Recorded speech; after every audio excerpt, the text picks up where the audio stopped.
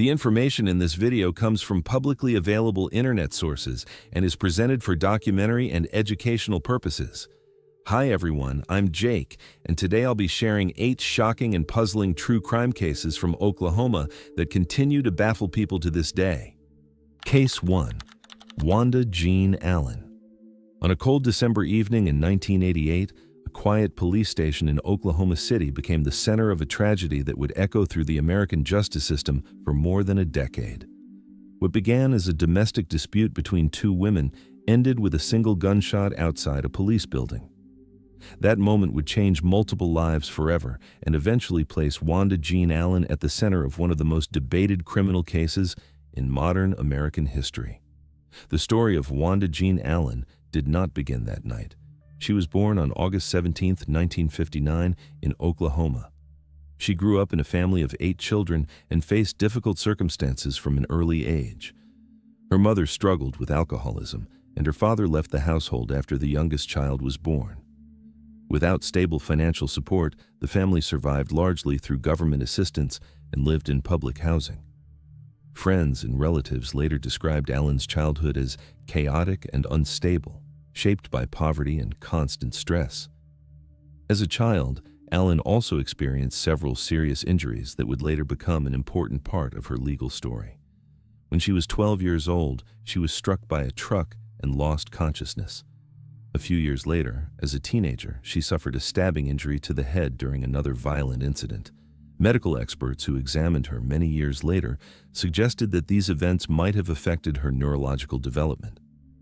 According to psychological assessments conducted later in her life, Allen struggled with cognitive limitations and had difficulty processing complex situations or managing intense emotional pressure. Tests performed when she was a teenager suggested her IQ was around 69, a level that placed her near the borderline of intellectual disability. By the age of 17, she had dropped out of high school, leaving her with limited opportunities and little direction. The first major criminal case connected to Allen occurred in 1981. At the time, she was living with a woman named Detra Pettis in Oklahoma City. The two had grown up in the same neighborhood and shared many mutual friends. On June 29th of that year, an argument broke out inside the apartment they shared. During the confrontation, Pettis was struck by a gunshot and later died from the injury. Allen told investigators that the firearm discharged accidentally during a chaotic situation involving Pettis's boyfriend. According to her version of events, she had fired while trying to defend herself during a heated confrontation. However, forensic investigators later questioned parts of that explanation. Evidence from the scene suggested the encounter may have been much closer and more direct than Allen initially described. Despite these concerns, prosecutors eventually reached an agreement with her. Allen pleaded guilty to manslaughter rather than facing a full murder trial. In exchange, she received a 4-year prison sentence and ultimately served about 2 years before being released. While serving that sentence, Allen met another inmate who would later become a central figure in her life, Gloria Jean Leathers. The two women developed a relationship during their time in prison. After Allen was released, she attempted to rebuild her life outside. Sometime later, Leathers was also released and contacted Allen again. Eventually, the two began living together in Oklahoma City. Friends later described their relationship as intense but unstable. The couple experienced frequent arguments and periods of separation, but they also continued returning to each other. By late 1988, the tension between them had grown significantly. On December 1, 1988, that tension reached a breaking point. Earlier in the evening, Allen and Leathers became involved in a heated dispute inside a grocery store. Witnesses described the argument as loud and emotional. Police were called to calm the situation. A city officer escorted the two women back to their home and remained nearby while Leathers collected her belongings, preparing to leave the house. Leathers then called her mother to pick her up. Together, they decided to go to the police station in a nearby community called The Village in order to file a complaint about the incident. What they did not know was that Allen had followed them. When Leathers and her mother arrived at the police station parking area, Leathers stepped out of the car. According to witness accounts, Allen approached them moments later. Words were exchanged between the two women. In the middle of that confrontation, Allen fired a single shot from a .38 caliber handgun. The bullet struck Leathers in the abdomen at close range. Her mother witnessed the entire event and later described the shock of seeing the confrontation happen just steps away from a police building. Several officers inside the station heard the sound of the gunshot, though none of them directly saw the moment it occurred. Emergency responders quickly transported Leathers to a hospital where doctors attempted to save her life through surgery. For several days, she remained in critical condition. Unfortunately, the injury proved too severe. On December 5, 1988, Gloria Jean Leathers died from complications related to the gunshot wound. Before her death, investigators said she identified Allen as the person responsible for the shooting. Police soon recovered a .38 caliber handgun believed to have been used during the incident near the women's residence. Allen was arrested a few days later and formally charged with first-degree murder. The trial that followed became one of the most closely watched cases in the region. Prosecutors argued that Allen had deliberately followed Leathers to the police station after the earlier dispute and fired the weapon during a confrontation. They emphasized that Allen had previously been convicted in connection with the death of Deidre Pettis years earlier. According to the prosecution, that earlier case demonstrated a pattern of violent behavior. The defense team presented a different narrative. Allen testified that she feared Leathers and believed the confrontation could turn dangerous. Her attorneys attempted to introduce evidence suggesting that Leathers had previously been involved in a violent incident in Tulsa years earlier. However, the court limited some of that testimony because it was considered hearsay rather than direct evidence. During the sentencing phase of the trial, prosecutors highlighted Allen's previous conviction as well as the circumstances of the 1988 shooting. The defense attempted to present mitigating factors, including Allen's difficult upbringing, her intellectual limitations, and her mental health history. They also pointed out that she had maintained relationships with family members and had worked various jobs after her earlier release from prison. Despite those arguments, the jury ultimately found Allen guilty of first-degree murder. After considering the evidence presented during the sentencing phase, they recommended the most severe punishment allowed under state law. Allen was sentenced to death. The years that followed were filled with appeals and legal debates. Allen's lawyers argued that her intellectual limitations and possible brain injuries had not been fully explored during the original trial. One of her attorneys later admitted in a sworn statement that he had not thoroughly investigated medical or psychological records that might have supported those claims. In later evaluations conducted during the 1990s, psychologists reported signs of cognitive impairment and neurological dysfunction that may have been linked to her earlier head injuries. Meanwhile, activists and religious leaders began paying attention to the case. Some argued that Allen's background and mental limitations should have been considered more carefully before imposing a death sentence. Others believed the legal process had already examined the case extensively through years of appeals. Over the next decade, Allen remained on death row as her legal team filed multiple appeals in state and federal courts. Each time, the courts reviewed the case and ultimately upheld the conviction and sentence. By the year 2000, most of her legal options had been exhausted. As her execution date approached, demonstrations and vigils were held by groups opposing the death penalty. Supporters argued that Allen's intellectual capacity and troubled background raised serious ethical questions about the fairness of the punishment. Others, including relatives of the victims, believed the sentence represented justice after years of legal proceedings. On January 11, 2001, after 12 years on death row, Wanda Jean Allen was taken to the execution chamber at the Oklahoma State Penitentiary in McAlester. Witnesses included family members of the victims, journalists, and several spiritual advisors who had supported Allen during her final years. Shortly before the procedure began, Allen made a brief statement in which she asked for forgiveness. Moments later, the process moved forward according to state protocol. At 9:21 p.m., she was pronounced dead. Her case became historically significant for several reasons. Allen was the first woman executed in Oklahoma since statehood, and one of the few women executed in the United States during the modern era of capital punishment. Her story also fueled ongoing discussions about the fairness of death penalty cases, particularly when questions about intellectual ability, legal representation, and social bias are raised. Case 2. Gary Thomas Allen. On a cold November afternoon in 1986, a quiet daycare center in Oklahoma City became the setting of a tragedy that would echo through the courts for decades. What began as another ordinary day for families picking up their children soon turned into a case that would later become one of the most debated criminal stories in the state of Oklahoma. The case involved a man named Gary Thomas Allen and the woman he once planned to marry, Lawana Gail Titsworth. Their relationship had once promised a future together, but in the span of only a few days, it unraveled in a way that investigators and courts would spend years examining.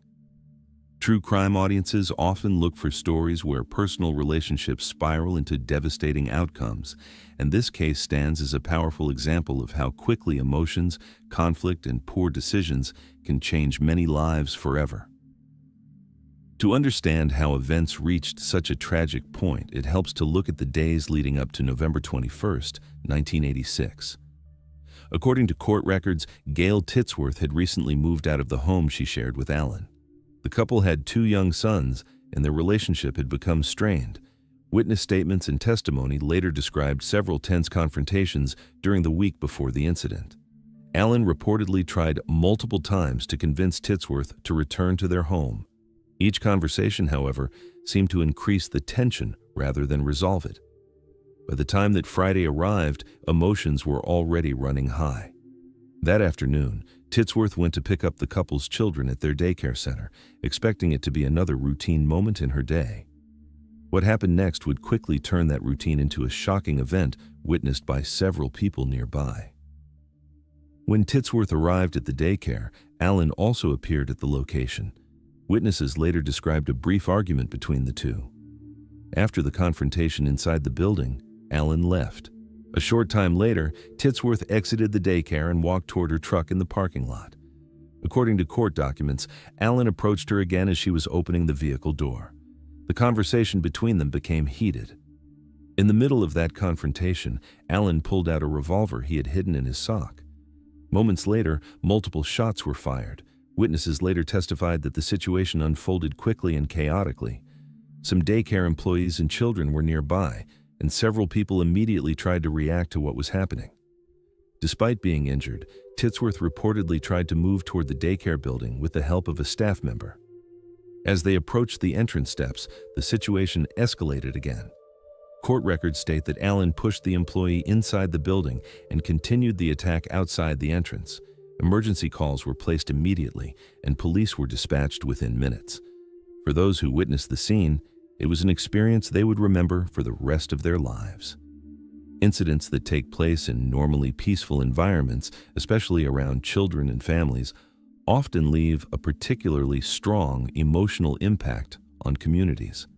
One of the first officers to respond to the emergency call was a patrol officer from the Oklahoma City Police Department. Witnesses directed him toward a nearby alley where Allen had reportedly gone after the confrontation. When the officer arrived, he spotted Allen and ordered him to stop. At first, Allen appeared to comply, but the situation soon became tense again. During an attempt to detain him, a struggle occurred between the officer and Allen over the officer's service weapon. The confrontation ended when the officer regained control of the weapon and fired a shot that struck Allen in the face. The injury was severe and resulted in the loss of Allen's left eye, as well as long-term brain damage, according to later medical testimony. Allen survived and was transported to a hospital where he remained for weeks recovering from his injuries. After the investigation moved forward, Allen eventually entered what is known as a blind guilty plea to first-degree murder. This type of plea means the defendant admits guilt without a specific sentencing agreement in place. Court transcripts indicate that Allen stated he wanted to avoid a prolonged trial that would reopen painful details for both families. However, the court still had to determine the appropriate punishment based on the evidence presented. In December 1987, a judge sentenced Allen to death. Years later, the case would be reviewed multiple times through appeals and legal challenges. During those appeals, attorneys raised numerous questions about Allen's mental health. Records presented in court showed that he had struggled with alcohol and drug abuse, as well as psychological problems, for many years. Experts testified that he had been hospitalized for mental health issues earlier in his life and had shown signs of serious emotional instability. His defense team argued that his mental condition should be considered when evaluating his responsibility in sentencing. These arguments led to several court reviews and delays in the execution schedule. At one point, the Oklahoma Pardon and Parole Board even recommended that his sentence be reduced to life in prison. However, that recommendation was ultimately rejected by the governor of Oklahoma at the time, Mary Fallin. Over the years, the legal process continued with multiple hearings and appeals. Courts examined questions about whether Allen was mentally competent and whether the sentencing had followed constitutional standards. Federal courts and appellate courts reviewed the case several times, but the death sentence remained in place. The legal journey lasted more than 2 decades, illustrating how complex and lengthy capital punishment cases can become in the United States. For families on both sides, this extended process meant years of uncertainty and emotional strain. Finally, in November 2012, the execution was carried out at the Oklahoma State Penitentiary in the town of McAllister. Witnesses present in the chamber included attorneys, corrections officials, and members of the victim's family. According to reports from prison officials, Allen spoke during his final moments, but much of his speech was difficult to understand. Observers noted that he mentioned political topics and religious beliefs while addressing the room. Shortly afterward, the procedure continued, and he was pronounced dead at 6:10 p.m. local time. His case marked one of several executions carried out in Oklahoma that year. For the family of Gail Titsworth, the event closed a chapter that had lasted more than 25 years. In a written statement released afterward, relatives said the loss of Gail had left a permanent impact on their lives, particularly on her 2 sons who grew up without their mother. They described the legal process as an emotional journey that lasted decades. Even after the sentence was carried out, they emphasized that the pain of losing a loved one never truly disappears. Stories like this often remind audiences that beyond the courtroom arguments and headlines, real families are left dealing with the aftermath for the rest of their lives. Case 3. Brenda Evers Andrew. On a quiet November evening in 2001, what appeared to be a tragic home invasion in suburban Oklahoma quickly turned into one of the most disturbing true crime stories in the state's history. A devoted church member, a Sunday school teacher, and a seemingly ordinary mother of 2 would soon become the center of a case involving deception, betrayal, and a carefully planned act that shocked an entire community. This is the story of Brenda Evers Andrew and the mysterious events that led to the death of her husband, Robert "Rob" Andrew. For many years, Brenda Andrew appeared to live a typical American life. Born on December 16, 1963 in Oklahoma, she grew up in a religious household where church and family values were deeply important. People who knew her during her younger years described her as quiet, polite, and deeply involved in church activities. She eventually married her high school sweetheart, Rob Andrew, and the couple started a family together. They had 2 children and lived in a comfortable home in Oklahoma City. Brenda stayed home to raise the children and even taught Sunday school at church. On the surface, their life seemed stable and ordinary. But behind closed doors, things were beginning to change. As Brenda approached her 40th birthday, several people later testified that she appeared restless and unhappy with her life. The once devoted church member began engaging in relationships outside her marriage. One of these relationships would ultimately play a key role in the events that followed.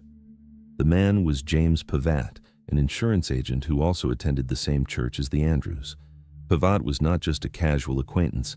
He spent time with the family, socialized with them, and was trusted by Rob Andrew. In fact, Pavat had recently sold Rob a large life insurance policy worth hundreds of thousands of dollars. What Rob reportedly did not realize was that Pavat and Brenda had developed a secret relationship behind his back. In the fall of 2001, tensions inside the Andrew household were increasing. Brenda filed for divorce in early October of that year, and the couple began living separately. According to testimony presented later in court, several friends noticed that Rob had grown worried about his safety. At one point, The brake lines on his car were mysteriously cut during the night.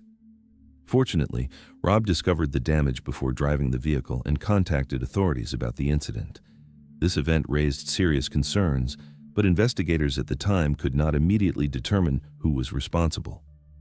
Rob himself reportedly wondered whether the situation was connected to the people closest to him, including his wife and her insurance agent friend.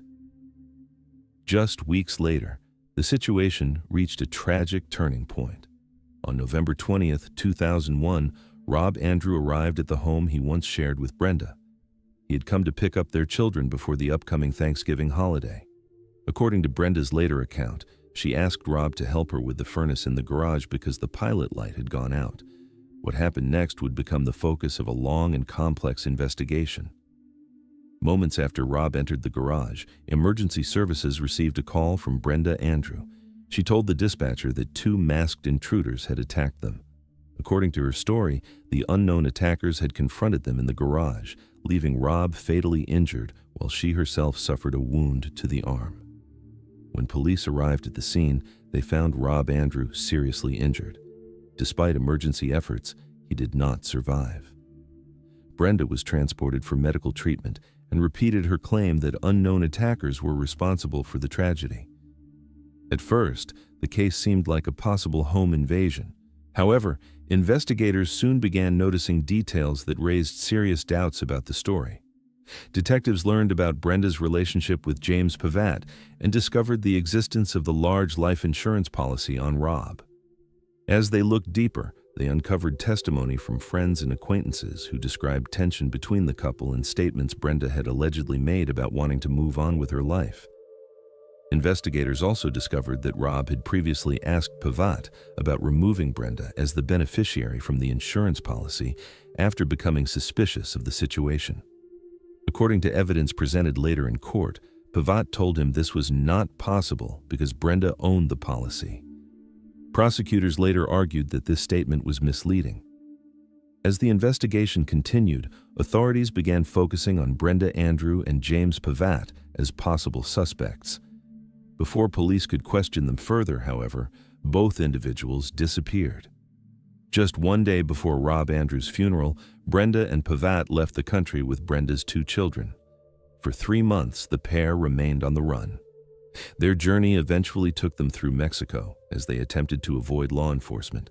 During this time, investigators continued building a case against them. Finally, on February 28, 2002, authorities located the couple in Hidalgo, Texas, as they attempted to re-enter the United States. Both Brenda Andrew and James Pavat were taken into custody, bringing an end to the international search. The legal process that followed lasted for several years. James Pavat was tried first in 2003. During his trial, prosecutors argued that he had carried out the attack with Brenda's help and that the two had planned the act together in order to collect the life insurance money and start a new life together. The jury ultimately found Pavat guilty of first-degree murder and conspiracy, and he was sentenced to death. The following year, it was Brenda Andrews' turn to stand trial. Prosecutors presented a detailed narrative of the events, arguing that Brenda had helped orchestrate the plan and even staged elements of the crime scene to support her story about masked intruders. According to the prosecution, she intentionally injured herself to make the incident appear like a random attack. The trial lasted several weeks and included testimony from numerous witnesses. Some described Brenda's relationships with other men during her marriage, while others recalled statements she had made expressing anger toward her husband. Friends, acquaintances, and investigators all contributed pieces of information that prosecutors used to build their case. Brenda Andrew maintained her innocence throughout the proceedings. Her defense team argued that the evidence did not prove she had directly participated in the act and suggested that James Pavat could have acted alone. They also pointed to the intense media coverage surrounding the case, claiming it made it difficult for her to receive a fair trial. Despite these arguments, the jury reached its decision in July 2004. Brenda Andrew was found guilty of first-degree murder and conspiracy to commit murder. In September 2004, an Oklahoma judge formally sentenced her to death. Case 4. Brian Darrell Davis. On a quiet morning in November 2001, a disturbing chain of events unfolded in the city of Ponca City, located in Kay County, Oklahoma. What began as an ordinary night for one man would soon become a case that investigators, prosecutors, and the public would analyze for years. This is the story of Brian Darrell Davis, a case that raised questions about violence, conflicting testimonies, and the justice system. As with many true crime stories, the facts come from court records, media reports, and official documents. But like many cases, some details were debated during the legal process. The events began in the early morning hours of November 4, 2001. According to court records, Brian Darrell Davis returned to the apartment he shared with his girlfriend, Stacy Sanford, after spending time with friends at a local club. When he arrived home, he reportedly noticed that Stacy and their 3-year-old daughter were not there. Concerned and unsure where they had gone, Davis called Stacy's mother, Josephine Jody Sanford, who lived nearby. He asked if she had seen her daughter or granddaughter. Jody reportedly told him that she had not seen them. Davis called again shortly afterward, asking if she could help locate them. When Jody was unable to reach Stacy or determine where she might be, she decided to go to the apartment herself. It was a decision that would place her directly in the middle of an event that investigators would later describe as tragic and violent. What happened inside the apartment during the following hours became the central mystery of the case. At various points during the investigation and trial, Davis gave several different explanations about what occurred after Jody arrived. According to records from investigators and court testimony, the details of his account changed multiple times. In some statements, he claimed he could not remember the events clearly.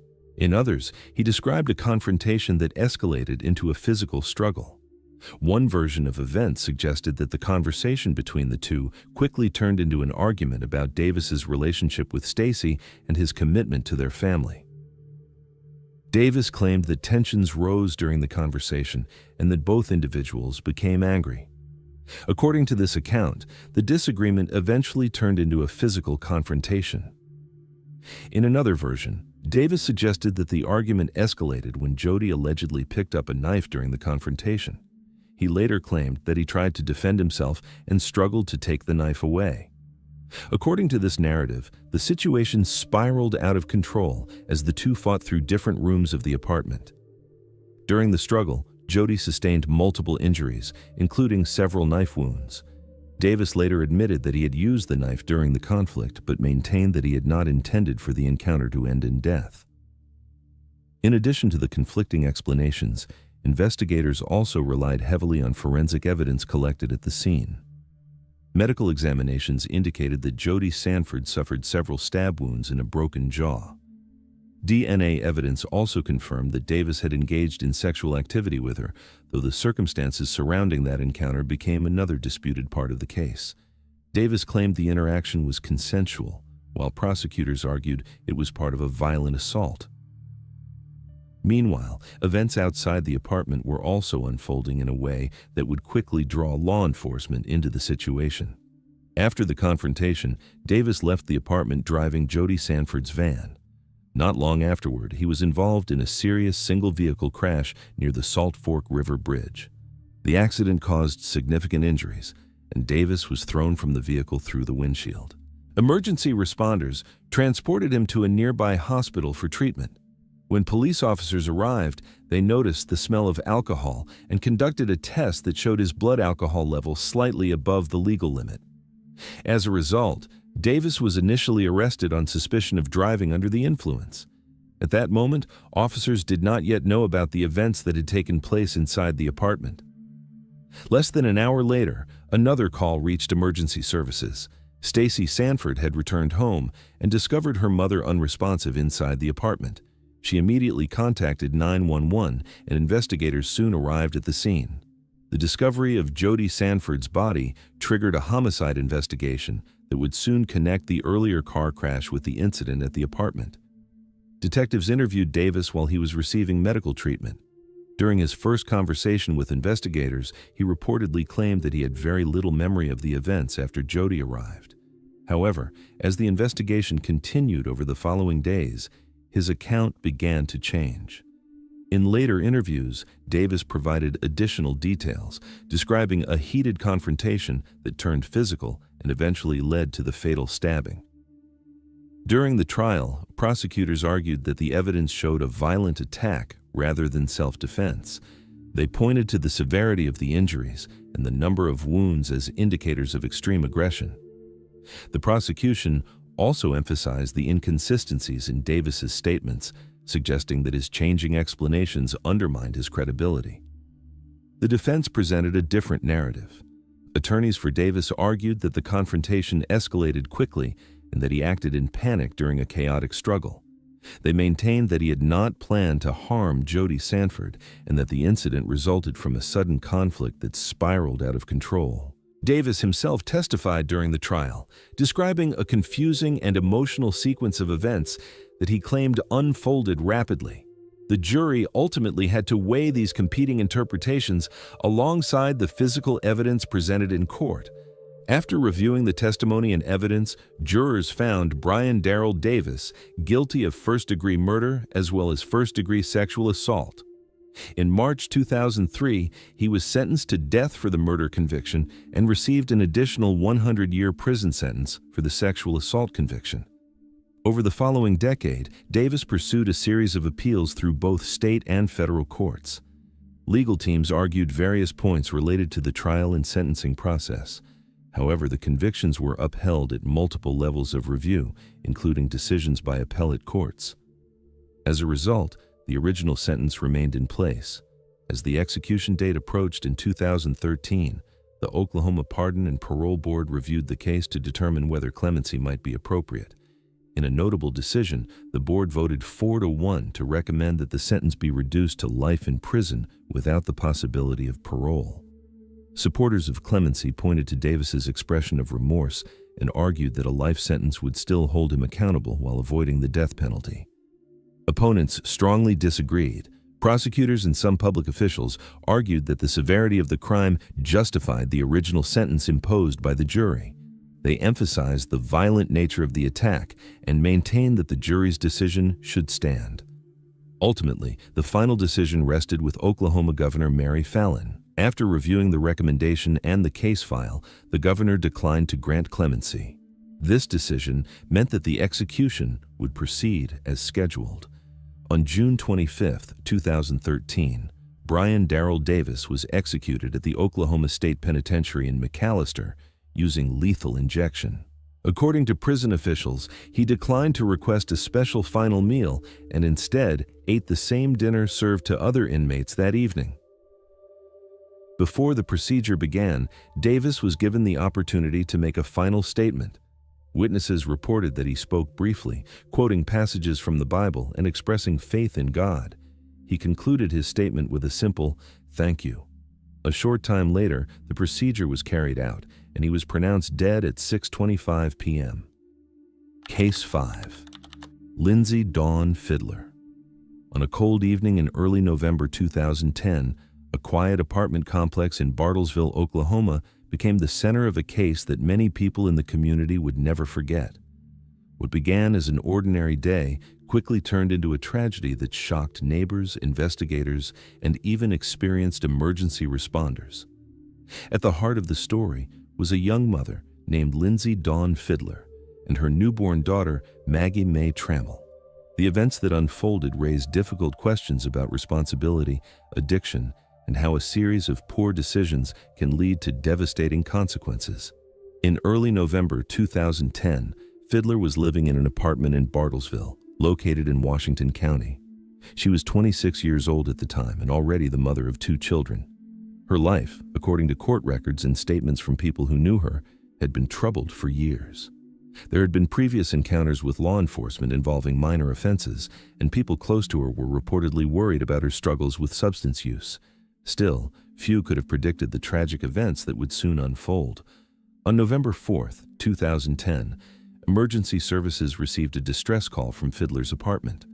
When officers and paramedics arrived, they were faced with a situation that even veteran investigators described as deeply disturbing. Inside the apartment, they discovered the body of a newborn baby inside a household washing machine. The infant was later identified as 10-day-old Maggie Mae Trammell. According to reports from investigators, the discovery was first made by a relative who had come to the apartment to check on the family. She noticed unusual noises coming from the washing machine, as if the machine were struggling during its spin cycle. When she lifted the lid to stop it, she reportedly found the baby inside among the laundry. Emergency responders attempted life-saving measures, but sadly, the infant could not be revived. News of the incident quickly spread throughout the small Oklahoma community. Residents expressed shock that something so tragic could happen so close to home. Many said they had never heard of anything similar occurring in their town. Even seasoned police officers stated that the case was unlike anything they had encountered during their careers.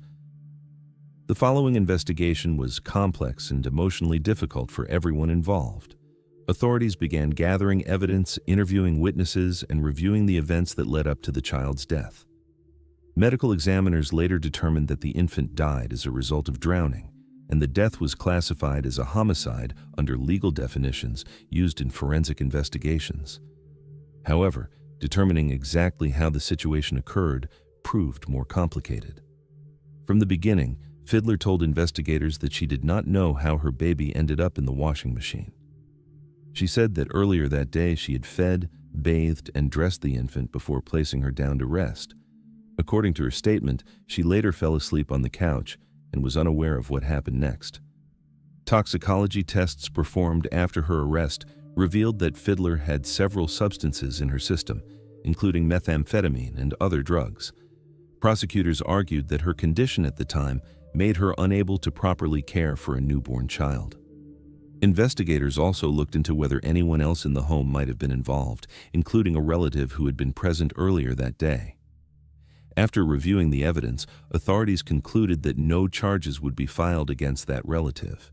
Initially, prosecutors filed a first-degree murder charge against Fiddler, but as the case developed, legal experts and investigators faced challenges in proving that the infant's death had been intentional. Limited toxicology samples and other evidentiary issues made it difficult to demonstrate exactly what had happened in the apartment during the critical moments before the discovery. Because of these complications, prosecutors later amended the charges. In August 2011, Fiddler entered a guilty plea to second-degree manslaughter and child neglect.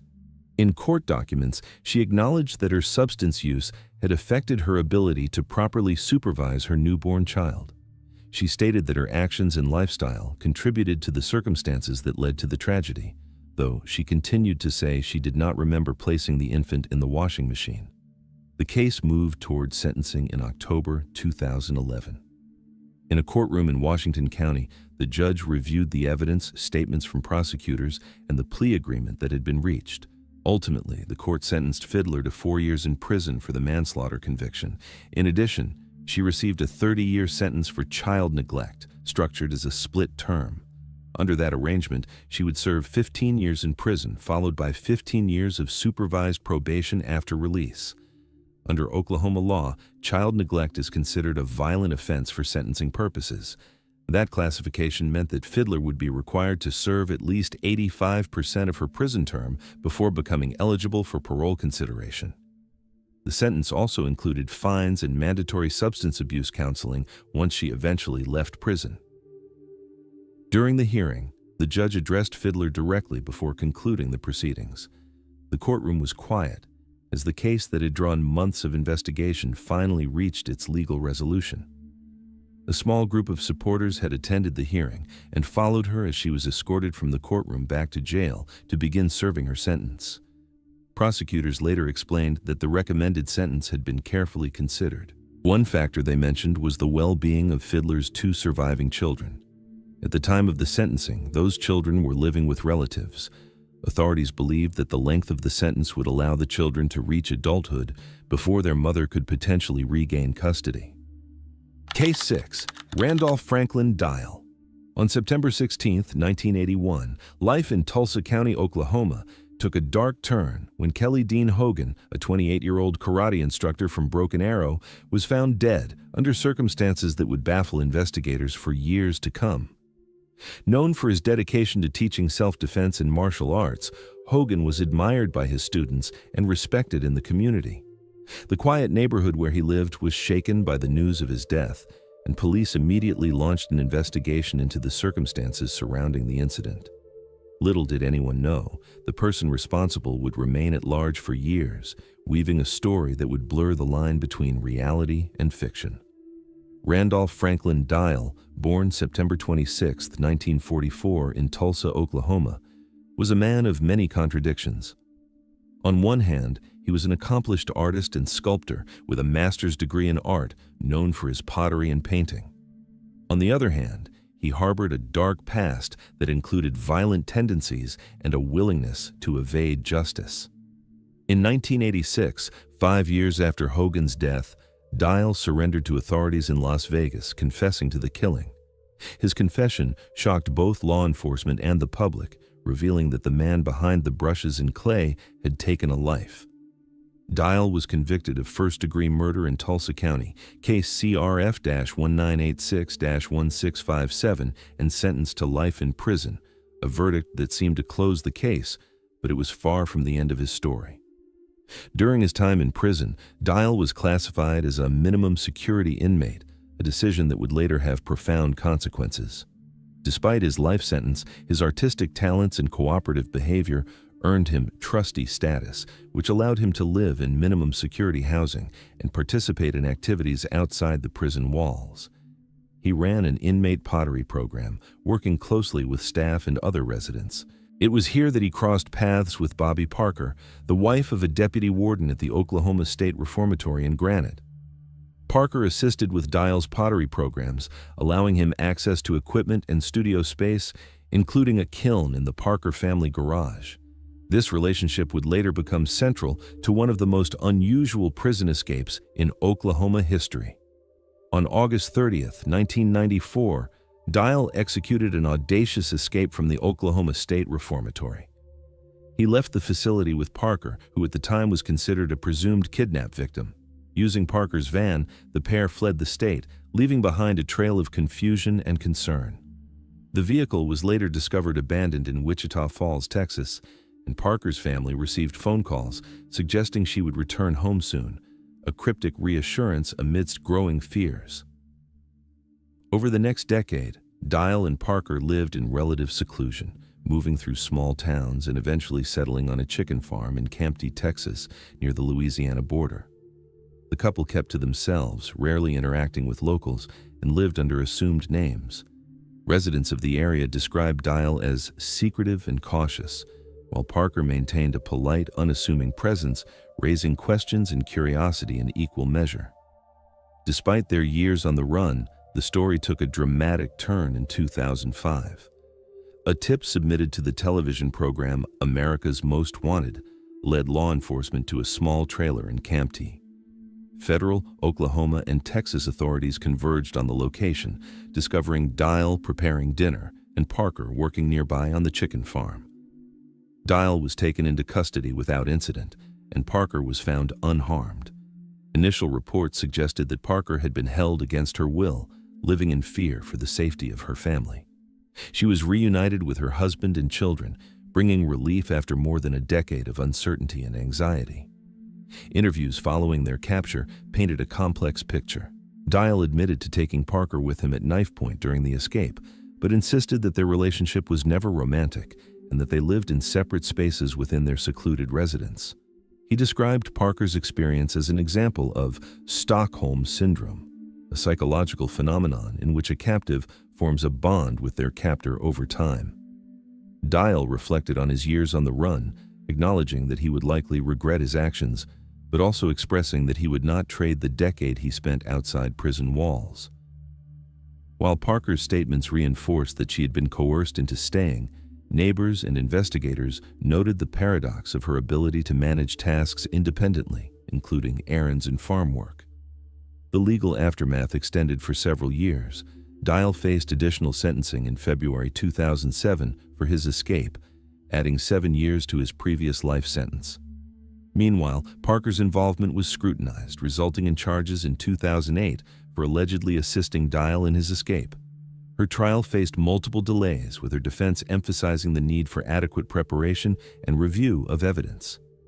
Questions about untested forensic evidence, including strands of hair found in the escape vehicle, underscored the complexity of the case and the challenges of securing conclusive legal outcomes.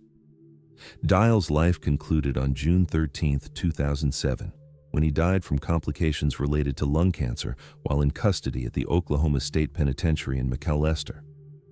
Known for a previous heart condition, his death marked the end of a turbulent life defined by artistic achievement, criminal conviction, and prolonged evasion of justice.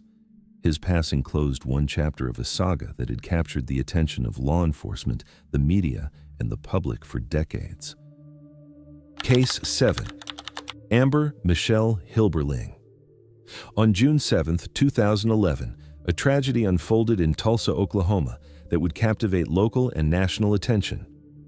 Amber Michelle Hilberling, a young woman only 19 years old at the time, was living with her husband, Joshua Hilberling, in a high-rise apartment in the University Club Tower. Their marriage, though brief, had been marked by tension, arguments, and what neighbors described as a volatile dynamic. The couple's young love had quickly become a complex story of conflict, misunderstanding, and heartbreak. That day, an argument in their apartment ended with Joshua falling from the 17th story, leaving Amber facing questions that would lead to a high-profile legal battle and a conviction that shocked the Tulsa community. Amber Hilberling, then 7 months pregnant, claimed she did not intend for the incident to occur the way it did. During interviews and court testimony, she described a heated moment in which she pushed her husband in self-defense. According to her account, Joshua had grabbed her shoulders, and she reacted instinctively. She recalls, "I reached up and pushed against his chest. I remember him falling backwards." The fall tragically ended with Joshua landing on a parking structure 17 stories below, an outcome no one could have anticipated. The case quickly drew attention, in part because of the couple's youth and the unusual circumstances of a high-rise apartment incident. Local news outlets, including Tulsa World and News on 6, reported extensively on Amber Hilberling's arrest, the investigation, and the unfolding trial. The police had to piece together a complex sequence of events from witness statements, physical evidence, and video recordings. One critical piece was a recording made during Amber's conversation with her grandmother in a police room, where she admitted her actions in a tearful exchange. This recording became central to the prosecution's case. Investigators and legal experts debated how a young woman, 7 months pregnant, could have moved her much taller and athletic husband with enough force to send him over the edge. Tulsa County District Attorney's Office investigator Jeff Felton, speaking on the case, stated, "I think she pushed him on purpose, absolutely." However, Amber and her defense team maintained that the incident was an accident, emphasizing the couple's ongoing conflicts and her claims of self-defense. The couple's relationship history became a focal point. Amber described herself as having a wild streak, while Joshua was more predictable and modest. Friends, family, and neighbors reported frequent disagreements and a pattern of emotional tension. Months before the incident, Joshua had filed for a protective order against Amber after an altercation involving a household object that required medical attention. These details painted a picture of a marriage under strain, a young couple struggling to navigate conflict in parenthood, and moments of fear and anger that escalated tragically. Amber's defense highlighted another critical factor: the apartment window itself. Installed in 1966, the glass was thinner than modern safety standards required for high-rise buildings. Experts testified that the window could not withstand strong impact, supporting Amber's argument that the fall might have been influenced by structural vulnerabilities rather than solely her actions. She even filed a lawsuit against the University Club Tower management, claiming negligence for not providing safe windows. While the defense argued that Amber's push was a reaction to a threatening situation, prosecutors insisted the act was deliberate and carried clear responsibility. During the trial, jurors were presented with testimony from neighbors, police officers, and even a glass repairman who had recently worked in the apartment. Witnesses described hearing running footsteps, followed by a loud crash and a woman's panicked exclamations.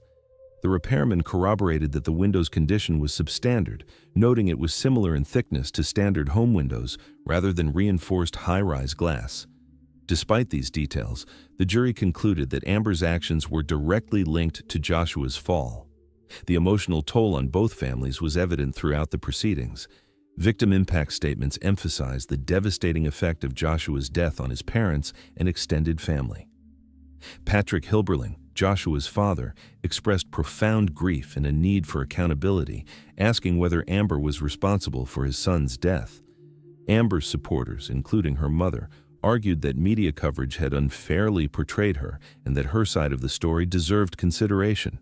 Amber Hilberling's legal team requested leniency, emphasizing her lack of prior criminal history, the couple's youth, and the difficulties of early parenthood. They argued that while the incident was tragic, it was not premeditated, and that Amber experienced genuine shock and grief afterward. They also noted that Amber's son, Levi, would grow up primarily without his mother if the full sentence were served. Nonetheless, the jury and the judge concluded that a significant sentence was necessary, reflecting the severity of the incident and its consequences. On March 18, 2013, Amber Hilberling was found guilty of second-degree murder. The jury recommended a sentence of 25 years, and Tulsa County District Judge Kurt Glasgow formally imposed the sentence on April 23, 2013. In addition to prison time, Amber was ordered to pay for funeral expenses and a fine. The conviction underscored the legal system's interpretation of responsibility in situations of domestic conflict and tragic outcomes. Despite the sentence, Amber maintained that she had acted without intent to harm, highlighting her hope for appeals and the possibility of a different outcome in the future. Case 8. Joshua Stephen Durcho. On January 12, 2009, the quiet community of El Reno, Oklahoma, was shattered by a tragedy that would leave lasting scars on everyone who knew the victims. Joshua Stephen Durcho, a 25-year-old man with a troubled past, became the focus of one of the most shocking cases in Canadian county history. That evening, the life of his former girlfriend, Summer Rust, and her 4 young children, Kirsten, Autumn, Tegan, and Avin, would be forever changed, along with the lives of their family and friends. What unfolded in their apartment would send shockwaves across the community and lead to a trial that captured the attention of the state. From the outset, authorities described the scene as deeply disturbing. Summer Rust, 25, and the children, aged 3 to 7, were discovered lifeless in their home. The investigation revealed that the cause of death involved strangulation, with marks left on the victims' necks, signaling a deliberate and violent act. Law enforcement quickly identified Joshua Durcho as the main suspect. Known to local authorities for previous run-ins, including marijuana possession and other minor offenses, Durcho had a history that painted a complex portrait of a man struggling with his own issues. But the question on everyone's mind was, what had driven him to commit such a shocking act against those closest to him? Prosecutors would later outline a motive tied to fear of returning to prison. Durcho, according to law enforcement, had been in prior legal trouble and had vowed never to go back.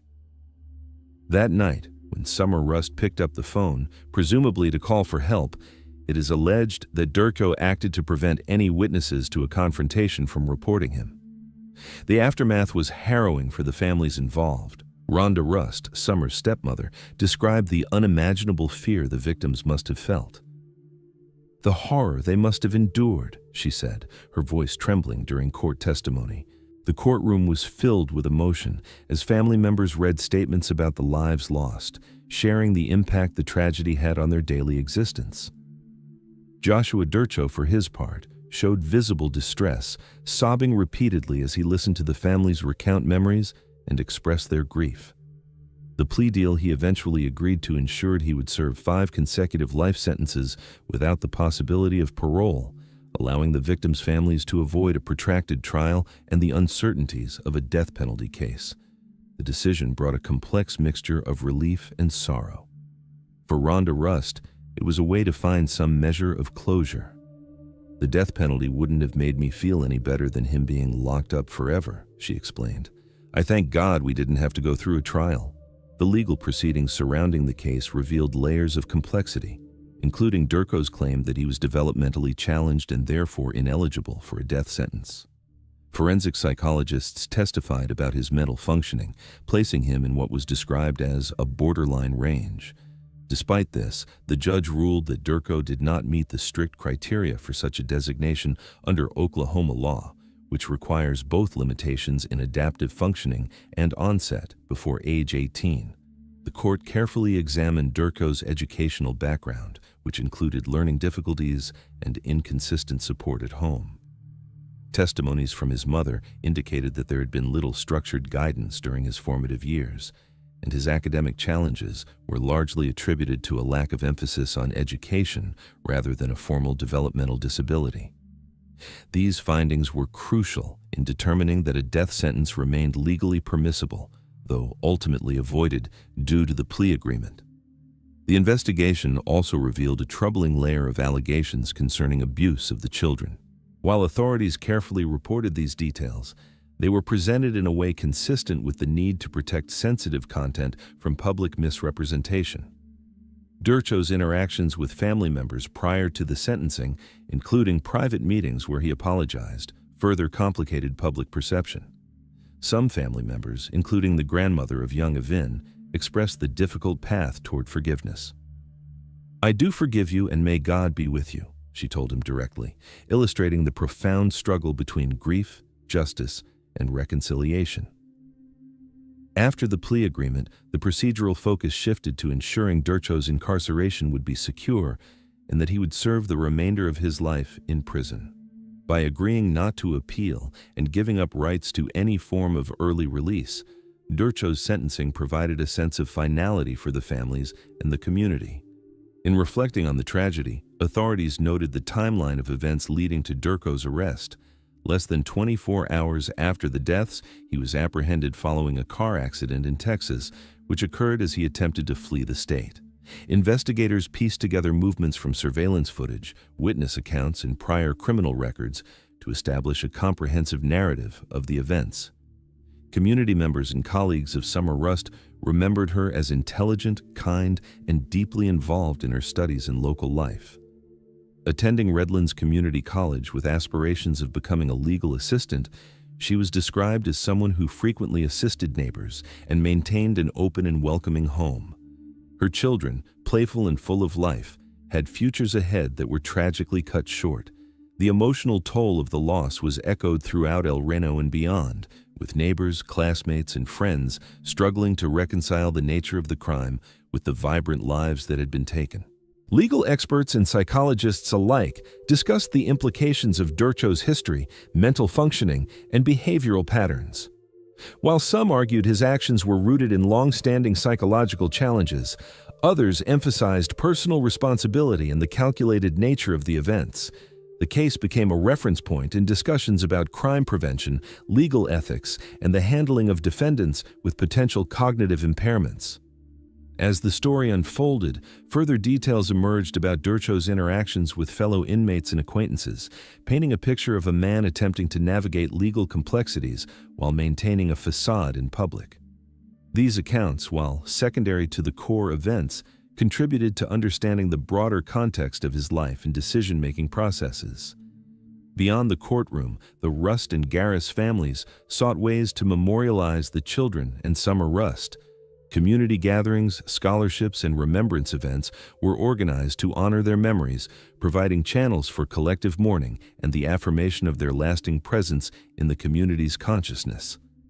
For those following the case, the outcome served as both a cautionary tale and a study in the intersection of mental health, criminal behavior, and the justice system. Joshua Stephen Durko's life behind bars became a symbol of accountability, while the resilience of the families involved underscored the capacity for human perseverance in the face of profound tragedy. Thank you for watching until the end. If you found this video interesting or informative, don't forget to like and subscribe to the channel for more true crime stories. Your support really helps the channel grow and allows me to keep bringing you carefully researched cases. Let me know in the comments which case stayed with you the most. See you in the next video.